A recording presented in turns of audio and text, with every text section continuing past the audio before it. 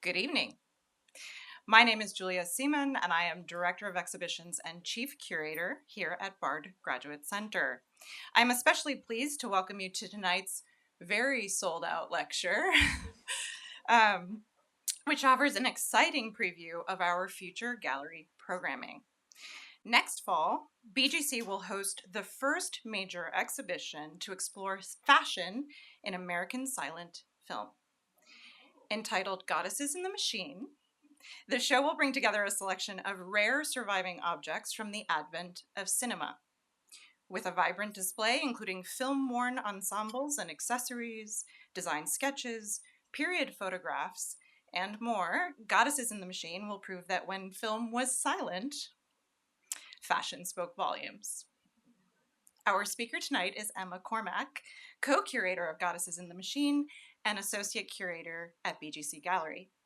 A specialist in fashion and textile history, Emma was most recently co-curator of BGC's acclaimed 2022 exhibition, Threads of Power, laced from the Textile Museum St. Gallen.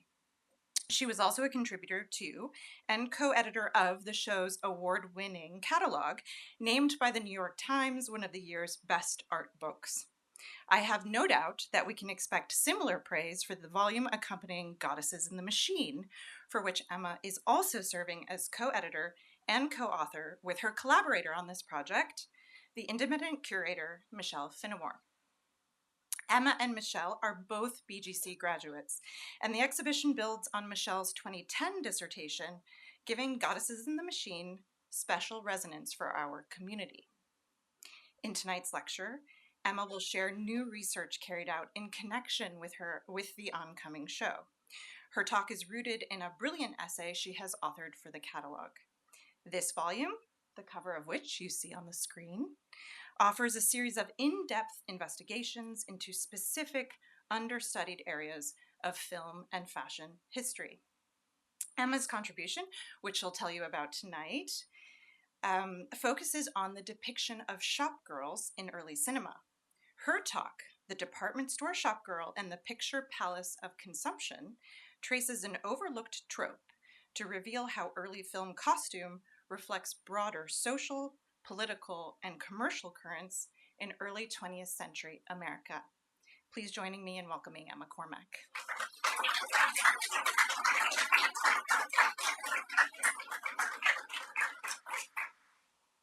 Thank you, Julia. Hi, everyone. Welcome.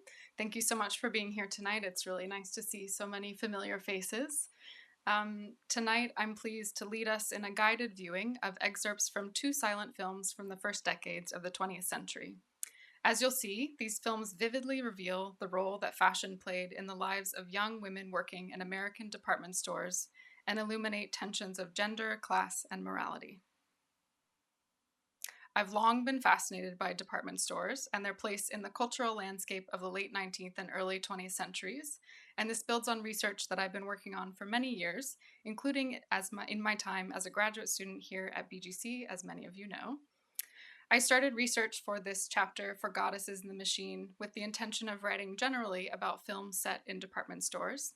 I plan to explore connections between stores and movie theaters during this period. However,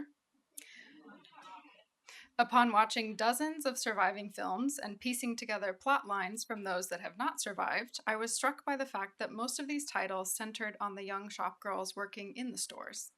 These compelling storylines offered a window into their experiences as both workers and consumers. In tragedies, romances, and moralizing narratives, I began to see a lot of repeated storylines. The typical shopgirl in silent film is poor but hardworking, and she often wishes for something beyond the life that she's living. These characters are also usually quite attractive, and as a result might capture the attention of the store owner's son, or a wealthy male customer, or a store supervisor. This attention might be exciting for her in the moment, but it usually signals trouble down the line. So in the selection of department store titles you see on the screen, you can already see that these themes come through in the titles themselves. For example, Temptations of a Shopgirl, The Fallen Angel, and Man Bait. So, what was immediately clear in the films I watched was the pointed use of fashion as a signifier of class, wealth, and even morality, all of which mapped onto broader concerns about working women that were familiar and of interest to me as a fashion historian. So, this evening we'll watch clips from two surviving Shopgirl films. As we'll see, silent film reveals how fashion was a language of appearance and women at the time were fluent. This was particularly true for shopgirls who were acutely aware of fashion's power to transform, whether in reality or on the silver screen. Before we dive in, a couple of notes up front. For those of us who haven't spent much time watching silent movies, you'll notice very quickly that the pacing is slower than we're used to. Without dialogue, directors and actors relied more heavily on setting and movement to convey mood. Long, sensitive shots offer us more time to consider the scene's emotional trajectory. Costuming, of course, is a critical part of this narrative building, and as we'll see, clothes were often the primary visual cues that signified character. Here, too, I'll remind you that during this period, silent films were in fact not silent at all. Up until the advent of synchronized sound, films were always shown with musical accompaniment, which was sometimes performed live. In this image here of a Chicago theater from 1909, notice the piano and drum set up just to the left of the screen. This music could either be carefully synchronized or entirely improvised. This is helpful to keep in mind, even though this evening the audio is just courtesy of YouTube. So, there are challenges and opportunities that come with preparing a lecture about film, which of course was a communal experience in the early 20th century and still is for those of us who go to the theater. Watching images come to life on screen in an early picture palace must have been incredibly exhilarating, and I'm grateful that tonight we have the chance to experience these films together. While we can't watch entire films this evening, I've chosen the following examples because they're available online, and I hope by the end of this you'll feel compelled to rush home and watch the rest. So we'll begin with a film from 1924, followed by an exploration of the personal and professional lives of real shopgirls during this period, and then we'll close out with clips from a film made in 1916. So I'm here tonight to teach you how to read these films to reveal what fashion can tell us about class relationships, moral threat, and the economic realities of being a department store shopgirl. I'll annotate some clips as we watch, and I'll remain silent for others. So, here we are. This is a 1924 film called Manhandled. It stars Gloria Swanson as a shopgirl named Tessie. Tessie works at the fictional Thorndyke's department store. Gloria Swanson, of course, was one of the era's biggest film stars, and just a few years later, she'd become the industry's highest paid actress. In June 1924, before Manhandled was released to the public, a film magazine reported that Gloria had gone undercover at Macy's to, quote, acquire atmosphere for her role. The article detailed her short-lived stint as a shopgirl, explaining how, although she wore a wig and ended up actually outselling some of the other employees, they found her incredibly suspicious, and so she had to quit. At the time, Gloria earned approximately $7,000 a week making movies, which is about $130,000 today. But in order to get Tessie's shopgirl demeanor right, she had to take this Macy's job and pretend to be someone of the working class. So, in the following 4-minute clip, we're introduced to Tessie as she clocks out of work and heads home after a long day. Notice here the heavy focus of details on what she's wearing.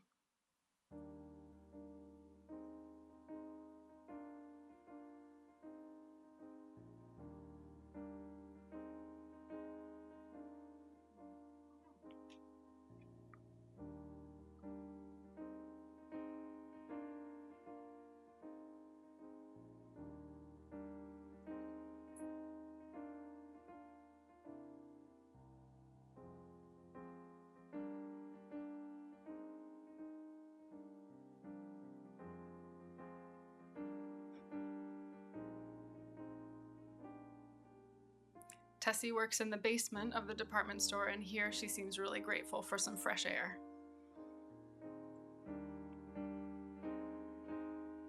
Sadly, this splash probably means she'll have to spend her evening washing her dress so it'll be ready for tomorrow.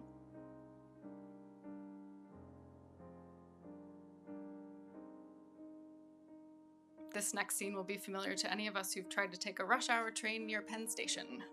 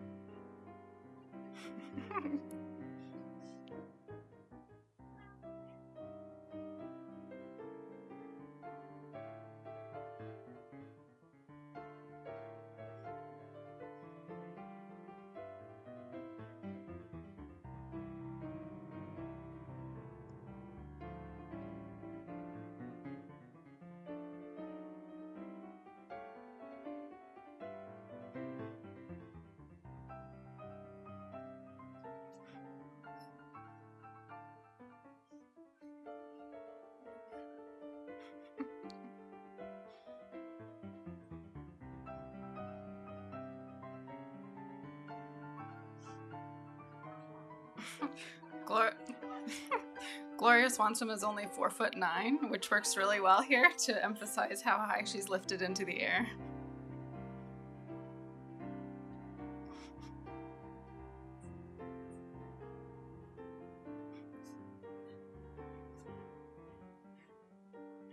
Poor Tessie already being manhandled on the subway.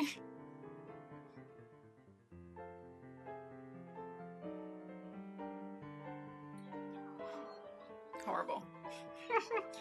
Hats were an essential part of a woman's ensemble during this period, and Tessie probably didn't own very many. Later on, we'll see her wearing what looks like the same hat that she's refashioned with a new ribbon.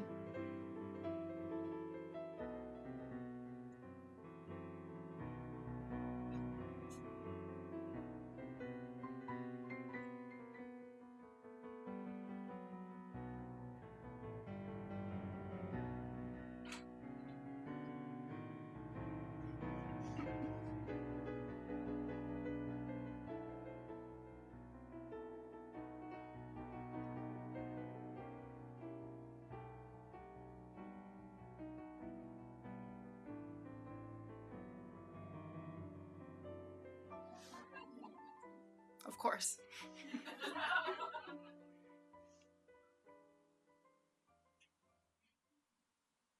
Outside Thorndyke's, Tessie's day was clearly far from over. The various difficulties she encounters on her journey home manifest sartorially. That passing car splashes her dress with mud, and her shoes and hat are stepped on by male commuters in a crowded subway train car, damaging what was probably her only outfit for work. In these film's early scenes, Swanson's facial expressions and movements communicate her emotional and physical exhaustion. At work and out in the world, she is just one of the mob. Manhandled is a valuable place for us to start because it clearly demonstrates fashion's power to facilitate social transformation. Over the course of the film, Tessie moves from underpaid shopgirl, here on the left, to impersonating a Russian countess, quite convincingly, in the center, and finally, to a happy ending where she's engaged to be married. There are, of course, lots of plot points in between, but I pull these three images together to set up this contrast and trajectory from the beginning. In the following 2-minute clip, Tessie returns home. She begs her sweetheart Jimmy to take her somewhere exciting for the evening so she can wear her new dress.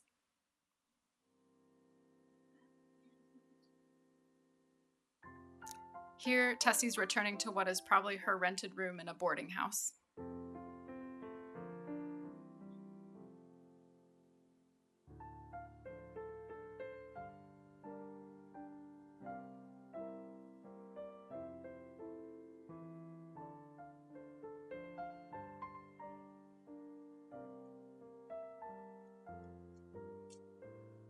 As she takes her coat off, we get a better look at her work clothes.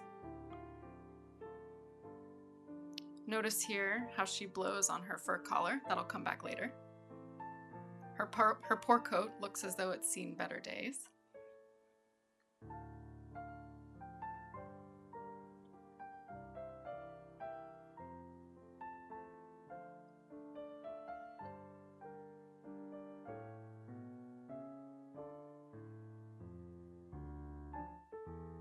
This is Jimmy, who lives down the hall.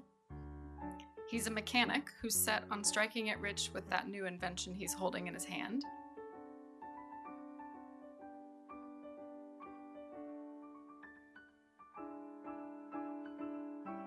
And he evidently loves the smell of boiled cabbage.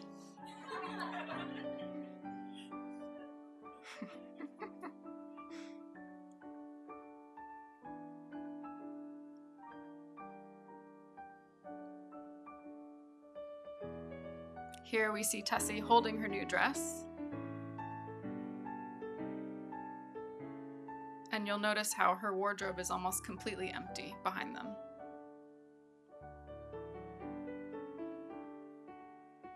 Here, I love that they're both completely focused on their interests, whether that's a new dress or car parts.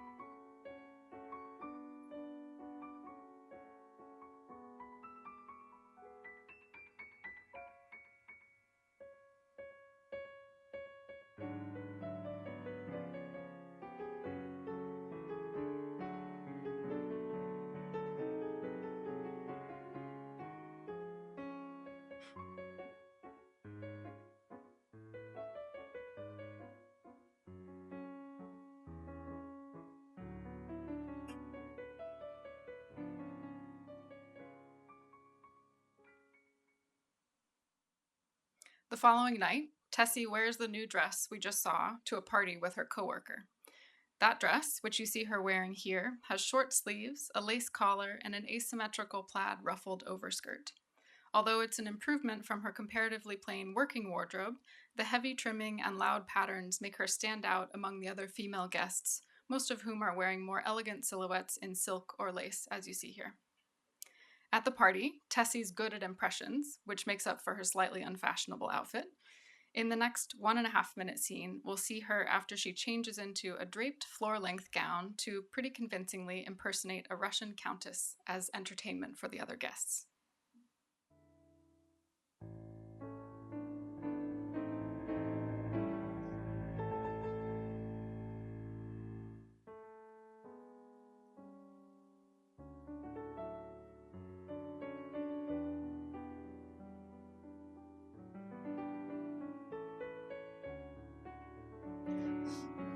She clearly still has a bit of the clumsiness we saw earlier, but with the new ensemble, everyone can overlook that.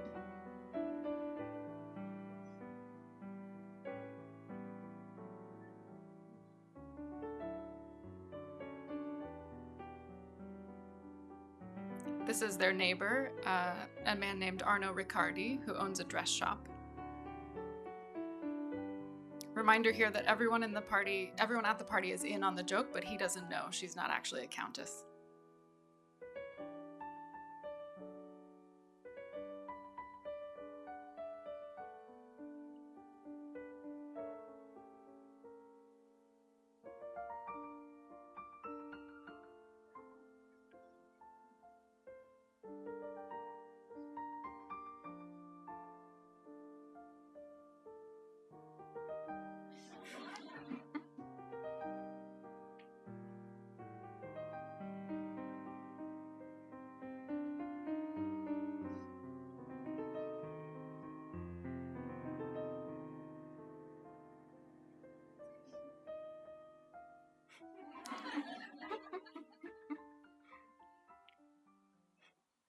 Riccardi ends up hiring Tessie to pretend to be a countess in his dress shop to lure in more customers.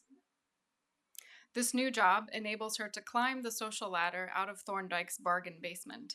Her wage skyrockets from $18 to $75 a week, and Riccardi supplies her with an entirely new wardrobe of extravagant gowns and accessories. In the next 1.5-minute scene, Tessie and her former shopgirl coworker are reunited, both wearing new clothes provided by their male suitors. As you'll see, they're barely able to recognize one another. Here, watch how Tessie slips in and out of her countess role, changing her mannerisms and movements. And as you see her in her new wardrobe, think too of the working outfit we saw in the opening scenes, that drab, dark dress that got splashed with mud.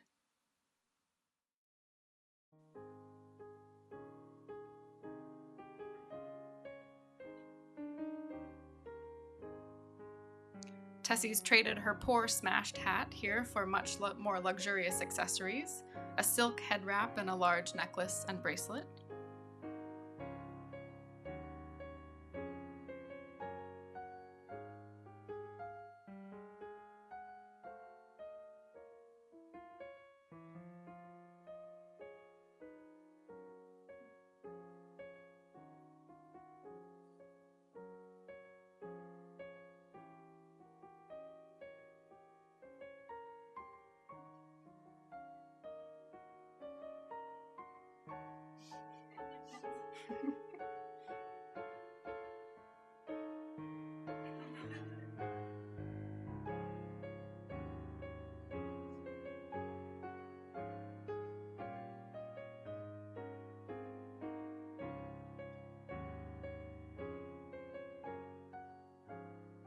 If you remember when she blew on her fur collar at home earlier, here she does it again to see whether this coat is real fur, and it is. She and Pinky have moved up in the world.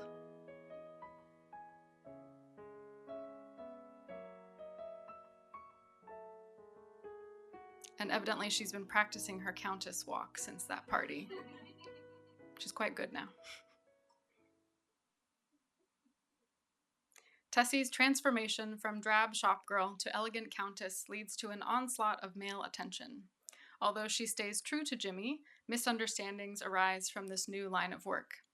If you remember how empty her wardrobe was in that earlier clip, well, when Jimmy finds it filled with elegant beaded dresses and fur coats, he fears the worst and angrily confronts her. He tells her she's just like the goods she hated to sell in Thorndyke's basement, rumpled, soiled, pawed over, and manhandled. Jimmy's words call to mind earlier scenes showing Tessie at work as hordes of customers fight over items on sale. While new luxurious garments represent exciting social transformation for Tessie, they confirm for Jimmy that his sweetheart's morals have been compromised. By the end of the film, after Tessie reassures Jimmy that she has eyes only for him and that everything else was just part of the job, the young couple are reunited and engaged to be married. Here we come to the end of Tessie's transformation. She wears a fashionable lace-trimmed silk dress in the final scene, suggesting that her working days are over as they set out to enjoy a new life of wealth generated by Jimmy's car invention. Manhandled is just one of the films chronicling the highs and lows in the daily lives of working girls like Tessie. These films were common in the early 20th century in the US, and many of the issues real shopgirls faced in department stores play out in the era's silent cinema. Although many of these films have been lost, those that do survive offer a window into the personal and professional lives of what was a rapidly growing facet of the American workforce, that is, young, single white women working in retail establishments. Analyzing select silent films through the lens of fashion, I'm positioning the Shopgirl as an important connecting thread between the department store and the movie theater, which were both important social and cultural institutions. The critical role that clothing plays in these films makes clear that what shopgirls wore was a matrix onto which contemporary ideas about class, respectability, gender, commerce, and consumption were often overlaid. This was true for shopgirls on screen as well as in real life. We just saw Tessie on screen, so now we'll turn to real historical shopgirls. The American shopgirl was a figure of public fascination well before the advent of silent film, as these sentiments expressed by a journalist in 1884 reveal. Quote, "I doubt if the cynic, the humanitarian, or the ordinary man or woman can find, in all the wide horizoned range, anything more mysteriously interesting or interestingly mysterious than the shopgirls of the period, where they come from, where they go, and how they live." Department store shopgirls perfectly embodied this mystery. They were positioned in a public setting with ready access to fine goods, and their work both required knowledge of the latest fashions and granted them proximity to the middle and upper class men and women who purchased them. For the most part, however, low wages kept shopgirls squarely in the working class and prevented them from owning the products they sold. Despite this fact, women found ways to acquire fashionable garments and accessories, or cheaper versions of them, sometimes through means that were deemed morally questionable. Socially and professionally, then, shopgirls occupied a precarious position in the world of commerce. Fashion was an important mode through which they constructed their shifting identities as workers and consumers. It enabled a form of class slippage that was ripe for cinematic treatment. As we'll see, with a new wardrobe, a knowledgeable department store employee could be transformed. Here, I'm focusing narrowly on a selection of department store-related films. In the 19th century, as advancements in manufacturing and transportation gave way to an exponential rise in products available to consumers, it became necessary to employ great numbers of people to sell these goods. By 1890, most of these employees were working-class women, and the figure of the shopgirl proliferated in popular and visual culture. We see discussion of her appearance, skills, and morals in film, literature, and art. Concerns about her social class, questions about her virtue, and musings on how she spent her time and wages were widespread. An examination of shopgirls in silent film offers new revelations about the girls themselves. It also reveals peculiarities of the many worlds they moved in, among them department stores and movie theaters. Before the move to Hollywood after World War I, the burgeoning film industry on the East Coast had strong ties to the working classes. A significant number of filmmakers, spectators, and characters depicted on screen were members of this socioeconomic group. Herein lies another important connection between the early 20th century department store and the world of silent film. Young, single working women, such as shopgirls, were frequent moviegoers. Working girls typically had little spending money, but theaters were numerous, tickets were inexpensive, and compared to amusement parks or dance halls, the cinema was seen as a more respectable form of entertainment for women during this period.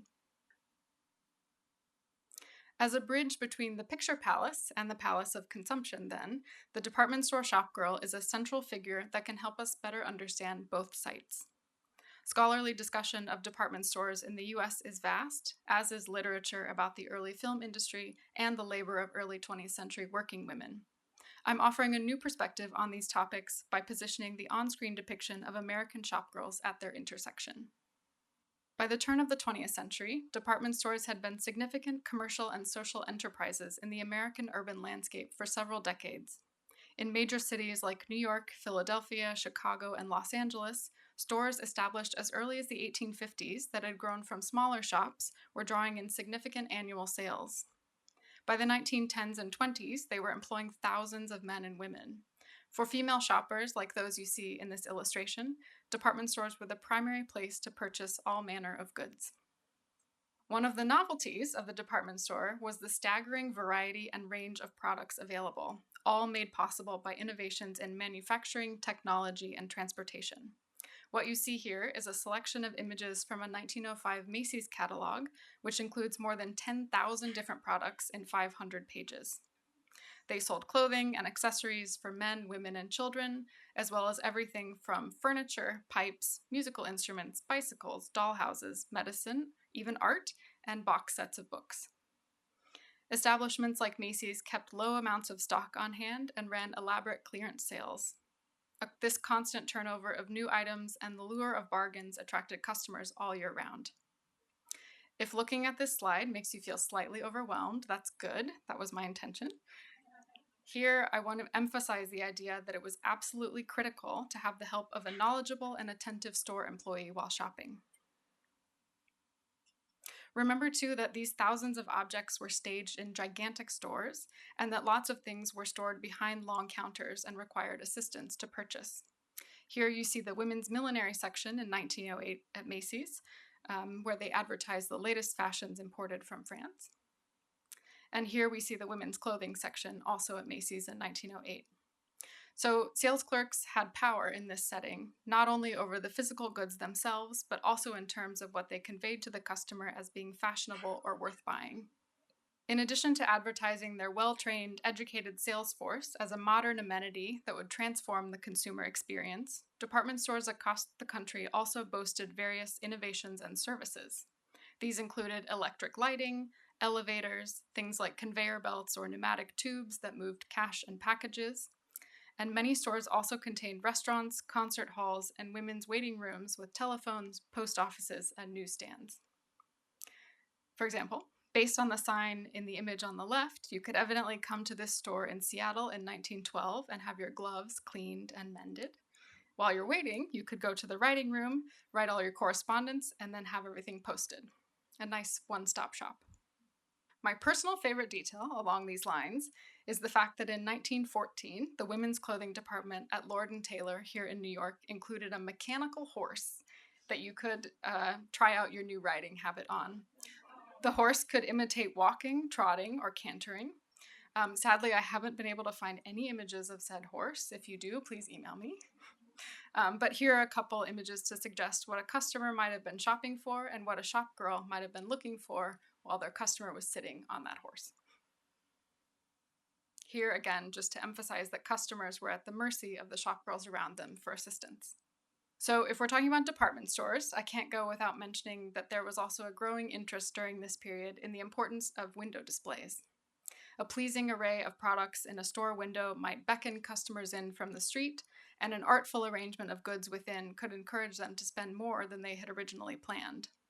Once inside, however, a successful experience depended on smooth interactions between customers and store employees. Shop girls were at the front lines of these customer relations. For a shopper looking to find the latest fashions, a knowledgeable employee was essential. Someone apathetic or outright hostile could even make certain goods inaccessible. So while the success of shopping interactions, of course, depended on social cues and cooperation from both sides of the counter, customers clearly felt the anxieties of class difference in this setting. The following excerpt from an 1895 article is complaining about how difficult it is to deal with a disinterested shopgirl who stands behind the counter chatting with her coworkers instead of paying attention to her customers. So imagine you cut in to ask her for something and, quote, she throws a box down before you, and though it doesn't in the least contain what you came for, you end by buying something you don't want to convince her and you that you did not interrupt her for nothing. Her grammar may be worse than your taste, and yet she is mistress of her sphere behind the counter, and you are not in it while on the other side. On the other hand, employees were undoubtedly mistreated by demanding customers who saw them not as individuals but as service staff. In this way, shop girls were enmeshed in a web of contradictions. They exerted a certain power over wealthier customers while simultaneously being constrained by their own status as wage earners. Fashion is the currency of their power. In the department store, this manifested in their knowledge of and control over the inventory, and outside the store, those same fashionable garments offered them the opportunity to break free of their working class status. So now I'll move to some background about the realities of being a shop girl during this period. Between 1880 and 1900, the number of saleswomen in the US grew from just under 8,000 to just under 150,000. By 1930, this number had jumped to more than 700,000. You can see from this photo how many of the store employees were women, which was typical. Many women employed in department stores on the East Coast were recent immigrants to the US, including many second-generation Italian immigrants and Jewish immigrants from Europe. There were a variety of roles open to them. Wages, of course, varied at different stores in different cities, but the weekly pay most female employees earned for their labor was far from a living wage. For example, in Baltimore in 1909, shop girls were paid an average of $7 a week. Although I'm focusing on shop girls specifically, women, of course, worked other positions in department stores, from clerical work in back offices to behind-the-scenes stock management to other non-selling jobs, quote, on the floor. Women and girls, some as young as 9 years old, as you see here on the lower right, were employed as cash girls, stock girls, and package wrappers. For women still residing with their parents, these wages were usually transferred directly to the family budget. And for women who lived alone, that weekly pay needed to cover all of their expenses, including housing, food, transportation to and from work, and, most importantly for shop girls, clothing. Department stores implemented dress codes that aimed to cultivate a staff of neatly dressed employees. These regulations began in the 1880s and became widespread by the 1920s. A tidy, uniform appearance was thought to help facilitate sales by keeping a customer's focus on the goods on display.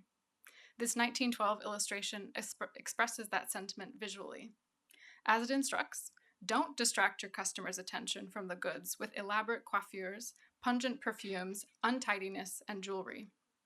The illustration features two women standing behind a counter. Although they're both sporting towering hairstyles and patterned garments, the woman on the left has a lower neckline, multiple necklaces, and she's mixing her patterns, whereas the woman on the right is wearing a more modest dress in a single pattern, and she literally positions the goods for sale in front of her body. What I assume are also meant to be smell lines are much more pronounced on the left than on the right, so meaning she's probably wearing too much perfume. However, these dress codes were a source of struggle in department store management during this period because shopgirls felt that the rules downplayed their individuality as consumers and were fundamentally at odds with their training in fashion.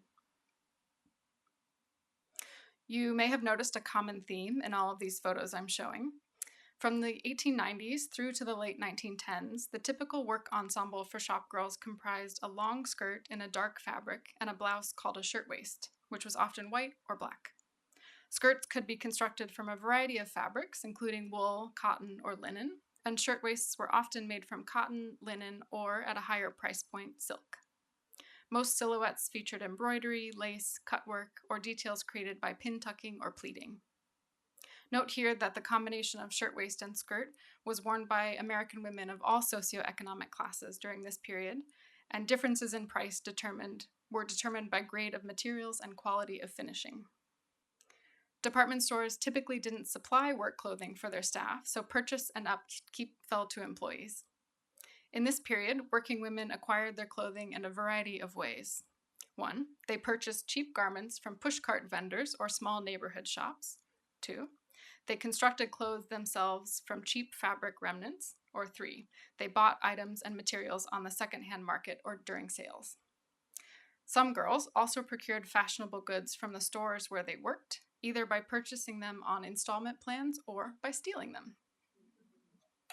Here's one example that I love.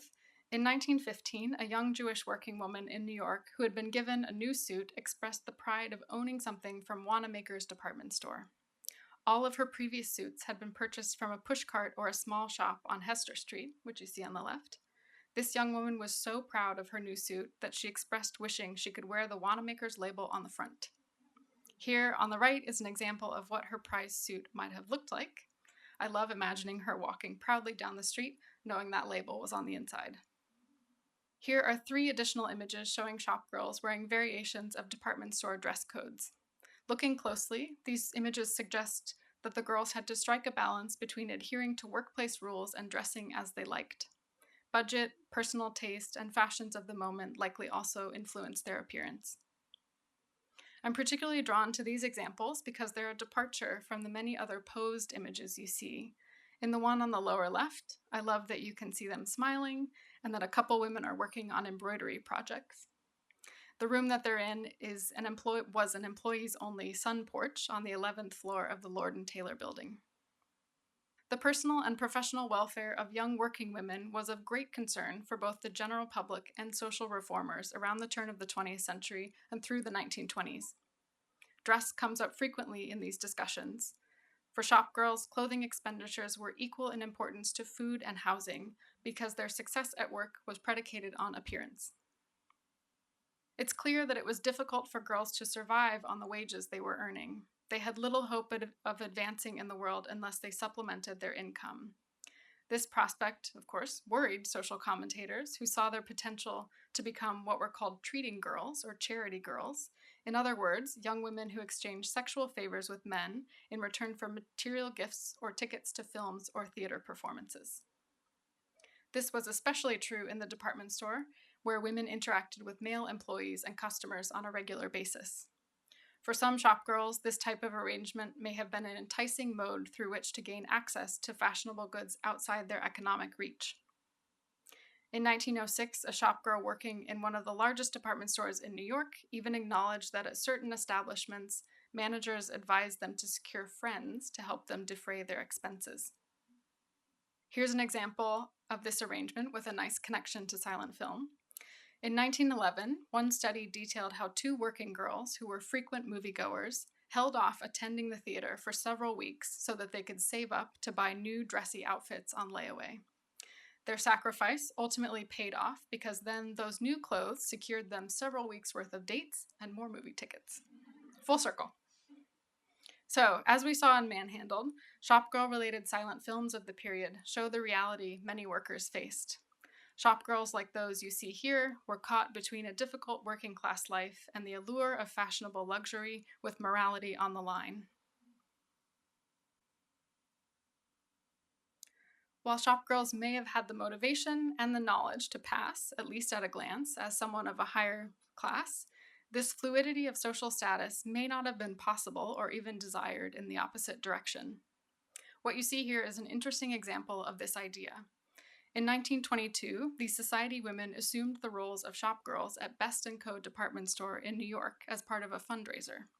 They pretended to be salesgirls for the day and entered into selling competitions with the actual employees.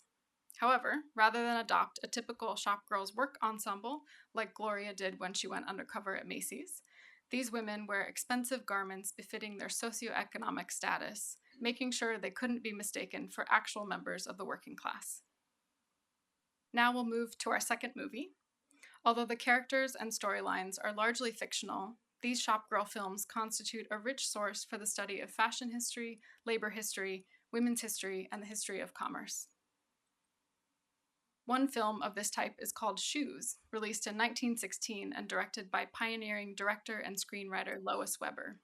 My colleagues and friends in the room have heard me talk endlessly about this film, and I love it, and I hope you will enjoy. The story chronicles the difficult life of a shopgirl named Eva, who's described as an underpaid pawn of commerce. Eva works diligently behind the counter of a 5 and 10 cent shop, which is not technically a department store, but still useful for our purposes. Her single desire throughout the film is to buy a new pair of shoes to replace her own that is in poor condition. In the following 1-minute clip, we'll meet Eva as she's leaving work. Here we see her in her work clothes, just as we did in the opening scenes of Manhandled. Like Tessie, we'll also see Eva undergo a type of transformation over the course of the film. Eva makes $5 a week working at this store. Here, she and her coworkers are collecting their wages and leaving for the day.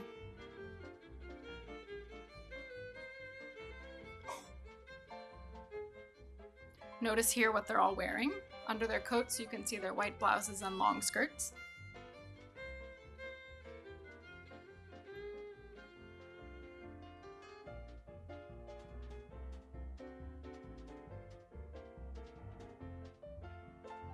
These $3 boots she's admiring are 60% of her weekly wages.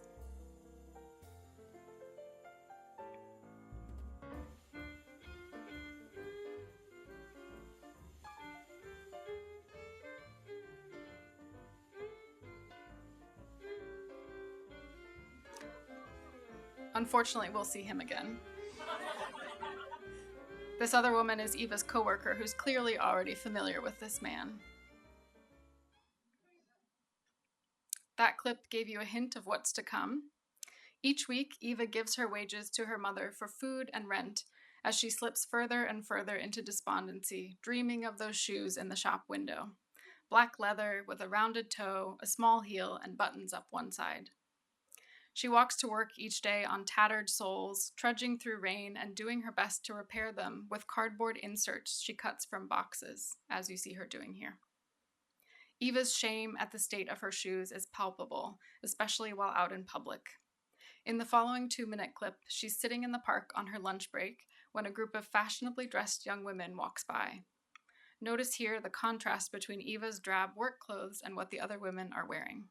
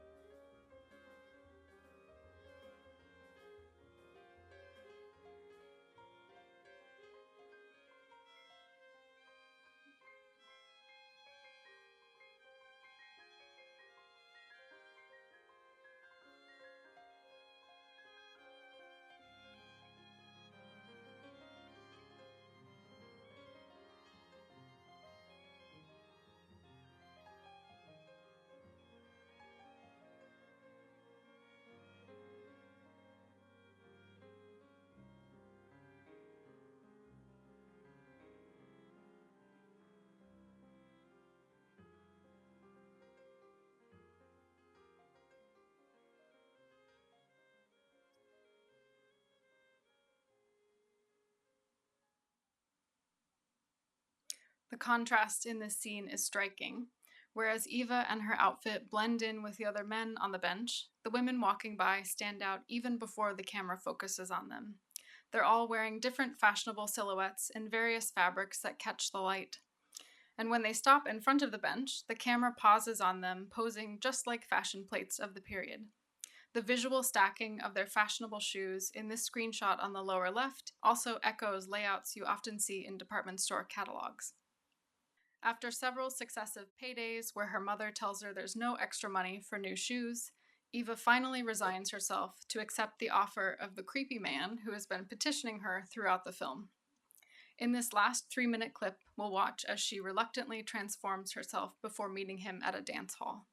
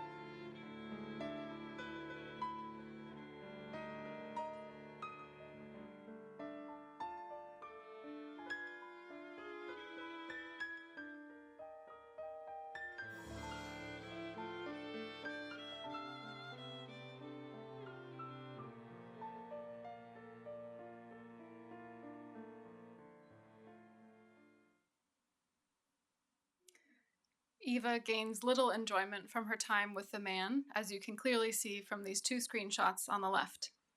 The implications of her excursion are clear as she walks home the next morning wearing a new pair of shoes. On her walk, Eva imagines the life that could have been, which is what you see on the right. In these daydreams, she's dressed in white. At a party, she's surrounded by gentlemen with her happy family nearby. And at their imaginary home in the countryside, she wears a gauzy white dress and smiles while speaking with an admirer. Whereas Tessie's transformation in Manhandled allowed her to climb the social ladder, Eva's reluctant transformation here has much darker undertones, made plain in the contrast between her reality and her dreams. At home, Eva's mother sees her new boots, and as Eva collapses in tears, they collectively grieve her moral downfall. Reviews of the film noted how the storyline was remarkably true to reality, explaining how the film, quote, takes for its subject, instead of the craving for immorality, the sadness of poverty and the unspeakable misery which an empty pocketbook causes. Using fashion as a signifier, Shoes places Eva firmly in the commercial world while also revealing her unwilling place in the sexual economy. Notably, it doesn't position her desire for fashionable goods as a moral failing, but instead mounts a critique of the system that forces working girls into similar situations. With these last few slides, I'm going to hint at the important commercial connections between department stores and movie theaters during this period, again relying on Shopgirl-related examples to underscore the key role the figure played in both sites. Department stores weren't just backdrops for silent films of the era, they were also valuable settings for effective promotion of the very films in which they were featured. This was particularly true for shop windows. This 1920s photograph of a window in Filene's department store in Boston documents an elaborately staged window display showing 3 wax figures filming a movie. Here, the mingling of film and commerce makes clear the deep ties between the two industries and the many opportunities that collaboration presented for both parties. Securing advertising for a new forthcoming feature was a critical step in the production process for silent films. In the late 1910s and early 20s, one type of promotion was called tie-ups between theaters and local shops, including department stores. These tie-ups are potent examples of the strategic crossovers between the worlds of film and commerce. For example, here you see a window installation in Hamburger's department store in LA that features a tiered white dress and an oversized hat similar to an ensemble worn in the 1924 film Nellie, the Beautiful Cloak Model. Many of these tie-ups were aimed at appealing to shop girls that worked in the stores. If you remember, they were frequent moviegoers. The most fascinating form of shop girl tie-up was essentially a beauty contest.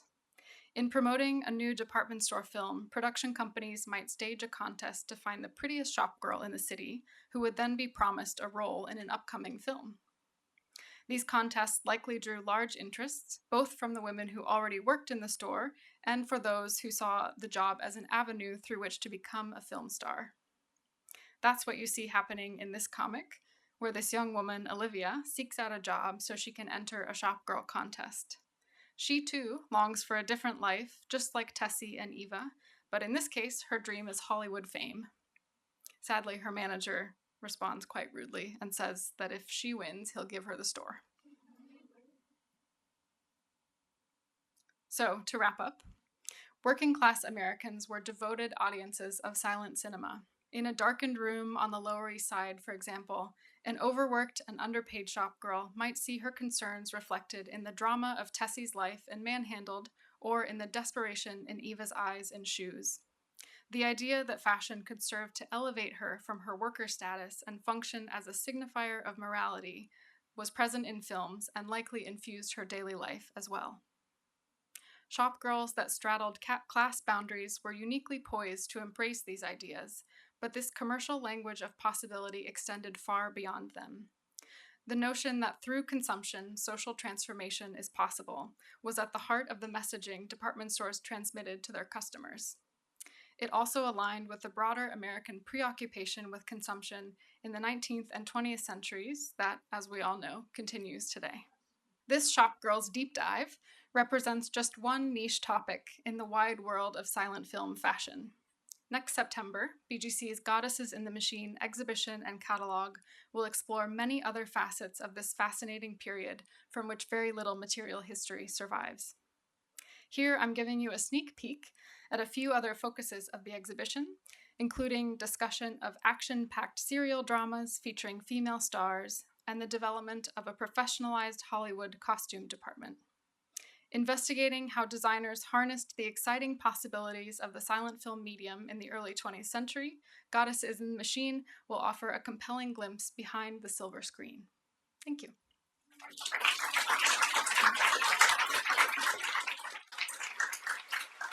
All right, we have time for some questions. Please raise your hand if you have a question.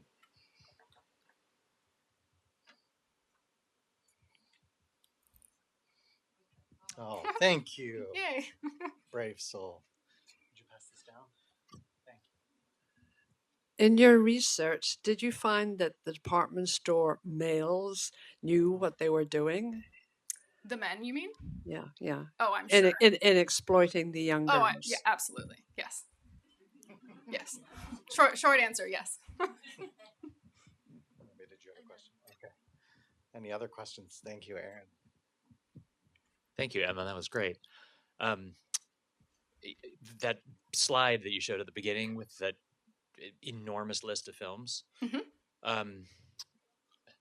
Midway through your talk, when you showed a number of pictures by Lewis Hine, Mhm. And then got to the shoes clips at the end, it made me think about whether there was at the time a clear or blurry distinction in subgenres. You said there were recurrent storylines and motifs and things in those films, and it's kind of a two-part question. One is from the filmmaker's point of view, like Lois Weber in particular, whether there was a kind of engaged alignment with the kind of social reform that Lewis Hine was involved in, and where that sort of cinematic expression of that crossed over with his photographic work and other, on the kind of intentionality of the filmmaker.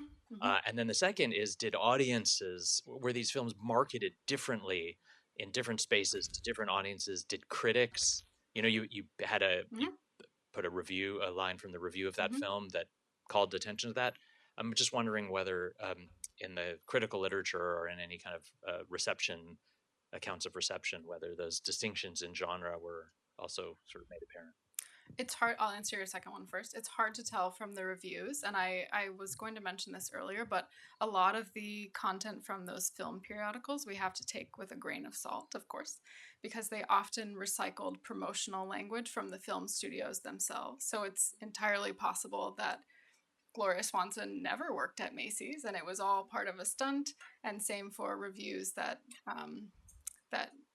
showed talked about films portraying real life. So there's a bit of that, but I think it's hard to sort of parse out what was true and what wasn't. And then for your first question, absolutely. Before the move to Hollywood, a lot of early films focus on storylines that are surprising to us now, and often showed quite a bit of class consciousness. There were films about abortion, about taking things back from landlords, and about taking down evil bosses, that sort of thing. And then once the industry moved to Hollywood, and once there was this push to sort of clean up the industry and make it a more respectable form of entertainment for the middle classes, you see that sort of decline. Any other questions? Would you pass this down? Hi, you talked about how there were, this was reflective of a particular American class and consumerist sensibility. Did you find a different version of this from the European studios at all? Oh, great question. I'm only working on America. I will say I've worked on European department stores, but not with the film connection. And it's, I'd say, very much the same in terms of the focus on consumption in France specifically, but I don't know about the film connection there. Maybe this ties into what you were just speaking about, but all of this for me very much brought to mind Zola's Lady's Paradise, and I was wondering to what extent you think this sort of body of, and of course that novel kind of depicts a sort of sublime industrial scale of the shop that's almost natural in its kind of sublimity, and I was curious to what extent do you think this body of kind of shopgirl films draws on a pre-existing body of shopgirl literature, and to what extent does it differ from it? Oh, good question. Absolutely, it draws on it, and thank you for bringing up Au Bonheur des Dames, which is why I'm obsessed with this topic after reading it in French lit class in 10th grade. So absolutely, they were drawing on literature of the period, and I'd say what I haven't seen in the films that I love in the literature is, like you were mentioning, those sweeping visions of this gigantic department store that's almost fantastical and too big to comprehend. You don't, I went into these sort of looking for that on film, and you don't see it as often as I expected because it's such a thing in the literature of the period. But overall, I'd say the tropes are pretty similar in terms of depicting, working class desires and the moral dangers. Hi, over here. Oh. That was wonderful. Thank you. It's a small question. When the talkies came in, what happened to the Shopgirls? There are still Shopgirl films, but I think it goes along with what I was saying in response to Erin's question, where you see more of these large scale glamorous pictures. So, for example, a shopgirl might appear in the beginning of the show, and then she's totally transformed into a star, and then you don't see her in her working outfit. But the films that are largely focused on these working class issues, I think, sort of go out of fashion when it all becomes glamorous big Hollywood. Hi, thank you so much. I was wondering how you mentioned dress codes were becoming a new thing then, and how the requirements of practical clothing versus more traditional, modern, early Victorian era styling developed and interacted with film portrayal as well as just practical day to day, like we saw on the subway and I saw still from Timber Queen, how all of that developed and evolved over that time. Yeah, so in terms of the shop girl, you do see that the working outfits are quite static over the first 3 decades of the 20th century with the separates. And then in terms of movement on film, come back next September. We have a whole floor dedicated to the subject. But you see that these new depictions of women on screen, either jumping on trains, riding horses, flying planes, etc., you see that it sort of coincides with and points to developments that happened later in the century with more practical clothing. Hi. You mentioned watching these films on YouTube or being able to acquire them that way. Until the show opens, if there's folks who want to see silent film, where could we go to? There are a ton on YouTube. Okay. Unfortunately, the quality is often lacking, but there are also a ton on archive.org. We all love archive.org. And also like on Wikimedia too. And then I think the Library of Congress has some online that you can watch for free. And then there are DVD series. They're all over. Film Forum? Yes, of course, Film Forum. Yeah, there's a program coming up, I think, next week. Yeah. You had a question. Hi, I'm wondering if there was any awareness or impact in the films themselves after the Triangle Shirtwaist Fire. Oh yeah. And 1911. Totally. So how did it affect the films? I mean, before all the glamour transitions started. So that it was a period of working class consciousness, and so you see absolutely that the same social concerns and working concerns that were in the real world were reflected on screen too. So actually, there's a great book by an author named Nan Enstad about young working women who went to movies and read dime novels and were involved in sort of the social movements of their era.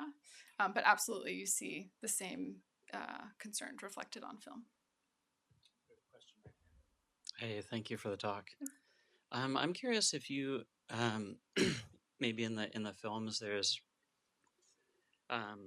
evidence of sort of a continuity or continuum between the department store shopgirls and sex work. It seems like that kind of comes up as a subtext in the films you talked about, but just curious to hear you talk about that. Yeah, I haven't done much delving into that, but there certainly is actually in the academic literature. There's quite a bit of overlap, and like I was mentioning, it was a huge thing at the time that women would have male friends who would help them pay their bills, either on a spectrum from spending time with them all the way through to, prostitution. So you do see it, and I think interestingly in the earlier films it's much more pronounced, like I was saying with the before the move to Hollywood, and then you sort of see that it's toned down a little bit. Hi.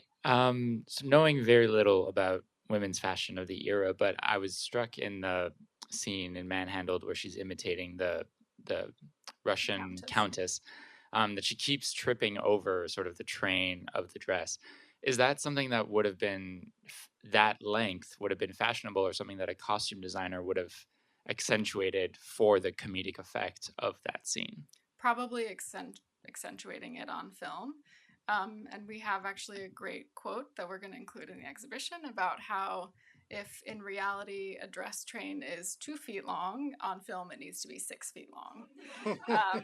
But I think to your point about her tripping and how she's up until that last scene where we saw her in the tea room with Pinky, where they recognize each other.